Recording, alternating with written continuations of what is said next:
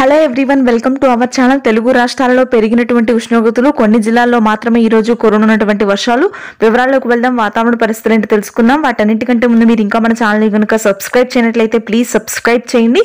ఇక లేట్ చేయకుండా వివరాల్లోకి కనుక వెళ్ళినట్లయితే, ఈశాన్య మధ్య బంగాళాఖాతంలో ఏర్పడినటువంటి అల్పపీడనం ఒరిస్సా వద్ద తీరాన్ని దాటి బలహీనపడింది. దీని ప్రభావంతో ఉత్తరాంధ్ర, మధ్యాంధ్రలో కురుస్తున్నటువంటి వర్షాలు క్రమేణా తగ్గుముఖం పట్టాయి. అయితే కొన్ని చోట్ల మాత్రం చిరుజల్లులు, అదేవిధంగా తేలికపాటి వర్షాలు నమోదయ్యే అవకాశాలు ఉన్నాయి ఉత్తర కోస్తా జిల్లాల్లో. ఇక ఆ తర్వాత మధ్య తెలంగాణ, అదేవిధంగా ఉత్తర తెలంగాణ జిల్లాల్లో కూడా అత్యధికంగా వర్షాలు మరొక 3 రోజుల తర్వాత నమోదయ్యే అవకాశాలు ఉన్నాయి. ప్రస్తుతానికి ఛత్తీస్గఢ్ ప్రాంతంలో ఏర్పడినటువంటి అల్పపీడన ద్రోణితో పాటుగా మనకి అండమాన్లో కొనసాగుతున్నటువంటి ఉపరితల ఆవర్తనం కూడా బలపడుతుంది. రాయలసీమ జిల్లాలో భారీ నుంచి మోస్తరు వర్షాలు నమోదు కానున్నాయి. ముఖ్యంగా కడప, చిత్తూరు, అనంతపురం, సత్యసాయి జిల్లాల్లో మోస్తరు వర్షాలు, నెల్లూరు, ప్రకాశం జిల్లాలో ఈ రోజు రాత్రికి మోస్తరు నుంచి భారీ వర్షపాతం ఉంటుందని వాతావరణ కేంద్రం వెల్లడించింది.